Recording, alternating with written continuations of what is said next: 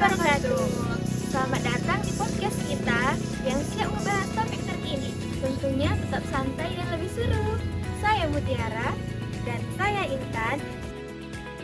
Tapi kan cuma kita berdua nih, kita bersama Indriani, Naili Amalia, dan Liliana Makna Hilira.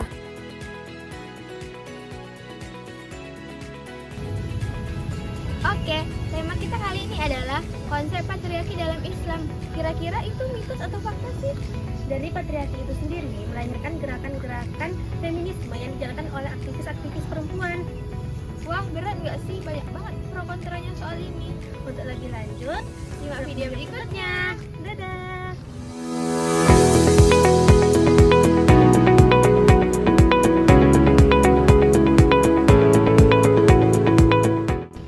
Halo guys, kembali lagi bersama kami di podcast Ada Apa Hari Ini?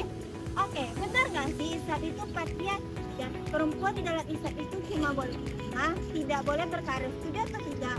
Wah, kalau dibilang perempuan Islam tidak boleh bekerja, bagaimana dengan Khadijah? Beliau seorang pengusaha sukses, bahkan sebelum menikah dengan Nabi.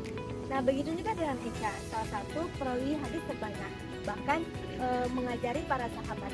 Dan Aisyah salah satu contoh perempuan independen dalam Islam yang berani, cerdas, dan juga mandiri.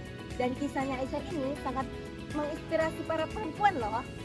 Nah, ada salah satu ayat di dalam Al-Quran yang sering salah pahami oleh masyarakat, yaitu Quran Surah An-Nisa ayat 34. Bahwa dalam ayat ini intisarinya adalah bahwa laki-laki itu sebagai pemimpin dalam hal rumah tangga, bukan dalam hal lainnya. Betul, ayat ini sering juga dikira perempuan tidak menikahi. Padahal maksud ayat tersebut bukan untuk menindas, tapi menegaskan haknya laki-laki untuk melindungi perempuan. Nah, justru Islam memuliakan perempuan. Dalam surat Al-Ahzab ayat 35, yang mana artinya Allah menyebut laki-laki dan perempuan yang beriman, beramal soleh, dan bersabar, semua akan mendapat pahala yang sama. Jadi inti dari ayat ini, tidak ada keunggulan antara perempuan dan juga laki-laki.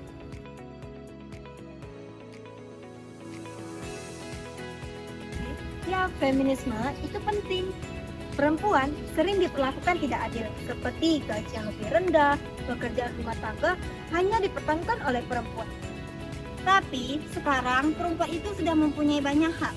Kadang feminisme malah terlalu ekstrim, seperti menolak peran ibu rumah tangga. Mungkin maksudnya di sini bukan menolak, tapi memberi pilihan. Ya, feminisme bukan memaksa untuk bekerja, tetapi memberi kesempatan untuk bisa memilih tanpa tekanan. Tapi bagaimana dengan konsep kodrat? Perempuan itu tetap punya peran biologis yang nggak bisa disamakan dengan laki-laki. Jadi yang kalian perdebatkan ini kesetaraan apa keadilan sih? Karena kalau adil berarti itu sesuai dengan porsinya masing-masing.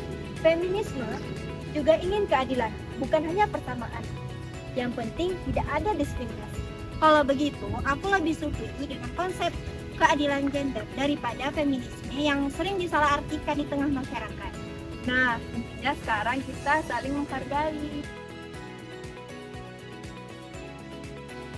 Oke, sebelumnya kita kan sama-sama udah membahas tuh, apakah Islam itu patriarki atau tidak. Jadi sebenarnya Islam itu tidak patriarki dan tidak mengekang perempuan kan? Nah, betul. Islam juga malahan memuliakan perempuan, cuma terkadang ajarannya saja yang salah dipahami. Ya, perempuan dapat berperan di berbagai bidang, asalkan perempuan tidak melupakan tanggung jawab peran utamanya. Nah, sekarang soal feminisme, berarti jika seorang perempuan itu memperjuangkan keadilan dan tidak melanggar syariat, maka itu sejalan dengan ajaran Islam. Setuju, karena yang diperjuangkan itu bukan keadilan yang mutlak, tapi yang sesuai dengan porsinya. Karena di sini laki-laki dan perempuan itu saling melengkapi, bukan bersaing. Jadi kesimpulannya, Islam telah memiliki konsep keadilan gender, dan yang paling penting kita dapat memahaminya dengan baik tanpa adanya kesalahpahaman. Nice, berarti kita tuh gak perlu berdebat tentang siapa yang paling unggul antara laki maupun perempuan, karena semuanya mempunyai porsinya masing-masing. Nah, betul banget. Daripada kita pusing-pusing, mari kita makan. Yuk, karena perut perlu keadilan. Dadah. Wah, nggak kerasa nih kita udah banyak lebar ngebahas soal patriarki dalam Islam. Gimana? Seru nggak? Wah, seru banget. Dari yang awalnya pro kontra, kita jadi lebih tahu bahwa sebenarnya Islam itu sudah punya konsep keadilan gender. Benar, yang penting kita harus paham nih, biar nggak salah kaprah.